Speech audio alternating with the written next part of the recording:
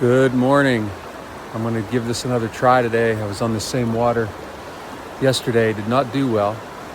Had only one strike, well maybe two strikes at the end. I had one fish on for just a few seconds, but obviously these fish have been pressured pretty hard and it's made it difficult, which in some ways I kind of enjoy actually, but my strategy today is to get further away from where most of the people would go. So I walked about a mile this morning to get upstream. Water looks pretty good. Had some storms last night. I'm going to go back to nymphing. Yesterday I was just doing some more classic drifting, some different flies. Started with some woolly buggers, didn't have really any luck on those. So today I'm going to go back to nymphs. I'm going to go smaller, try to be a little more natural, and see if I can't pull a few trout out of here this morning, make it a little better day. So going to be overcast, a little foggy this morning. Beautiful morning though, no wind, and for sure I'm going to have a good time regardless if I hook any fish or not, but I'll give it my best shot. Water level's quite a bit different today. Last time I was up here was opening day for just a couple hours, but that log right there was completely submerged, and so obviously you can see that's not the case now, and everything for the most part is not nearly as high as it was. So it's going to make it a little easier to get in here and nymph fish, find little pockets, and see if I can't find some hungry trout.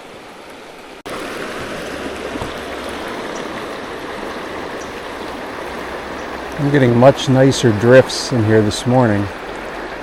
I can actually feel my nymph bouncing off the bottom, which is what you want. When I was here opening day, the water was high, so high that I wasn't really getting to the bottom. Oh, that just snagged. But that's perfect right there. You want to do that once in a while and feel, you want to have contact with the fly and feel the bottom of the stream where your nymphs are going to live. So I'm getting some really good natural drifts this morning. Got on that snag again. But yeah, much easier water to nymph fish in today. Started off with a rainbow warrior nymph and didn't really, other than the creek chub I caught, didn't have a lot of luck with it. And you know, I know there are fish in here because I just saw one jump in front of my feet. And so when that happens, you need to just keep changing nymphs and try to find the one that they're going to take. I just switched over to a pheasant tail with a gold bead on it. So we'll see if that entices a bite here. And if that doesn't work, we'll try something else. It's been a long time coming. Just working some of this pocket water with a Walt's worm. Come on, fella. All right. All right. Little Walt's worm. On the board, finally. It's been really tough fishing the bigger holes, and so I've just been working some of this pocket water. Switched over to a tiny little Walt's worm. It looks like it's tied on about a size 18 hook. I don't usually tie them that small, so I'm going to guess I probably bought that from my buddy, the nasty nympher, Landon Cooks. A shout out to Landon. But finally picked up a little rainbow in the pocket water here, and I'm just going to kind of work these pockets that I think a lot of people probably skipped over. This is a highly pressured stream, and if you can find some fish that haven't been bothered a bunch of times, you got a better chance. So I'm on the board. Hopefully we can keep the momentum going this morning. Okay, I'm on to something here. It's a second fish out of this pocket now. And again, this is less obvious water.